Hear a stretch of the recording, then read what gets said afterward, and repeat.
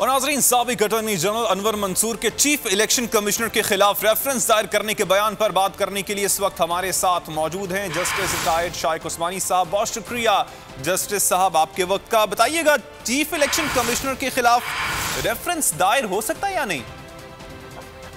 जी, reference तो दायर हो सकता है, यकीनन कानून में इसकी प्रोविजन है। रेफरेंस दायर हो सकता है, लेकिन अब ये अलग बात है कि होना चाहिए कि नहीं होना चाहिए, वो एक अलग चीज। जैसा ये भी पूछना चाहूंगा कि किस शिक के तहत आइन की चीफ इलेक्शन कमिश्नर के खिलाफ सदारती रेफरेंस दायर किया जा सकता है? ये मुझे इस वक्त याद, मेरे ख्याल में आर्टिकल 209 है, इफ आई एम करेक्टली, जिसके तहत ये है। एग्जैक्ट मुझे अभी याद नहीं, लेकिन मेरे ख्याल में 209 है।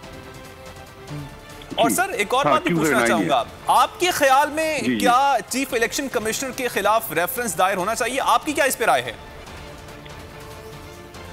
देखिए, मैं तो ये समझता हूँ कि पहली बात तो ये कि चीफ इलेक्शन कमिश्नर का जो रिएक्शन था और जिस तरीके से उन्होंने लेटर लिखा था, वो उनको जेब नहीं देता और नहीं करना चाहिए। उस किस्म का कोई रिएक्शन नहीं करना चाहिए। अगर उनको कोई एक्शन लेना था तो फिर वो इलेक्शन एक्ट के तहत वो उन पर नोटिस भेज सकते थे कंटेम्प्ट की, और उसमें कार्रवाई कर सकते थे। लेकिन एक जवाब देना, उनको कॉरेस्पॉन्डेंस करना, ब्लेम गेम में दाखिल होना, ये तो चीफ इलेक्शन कमिश्नर को जेब नहीं देता और नहीं करना चाहिए था।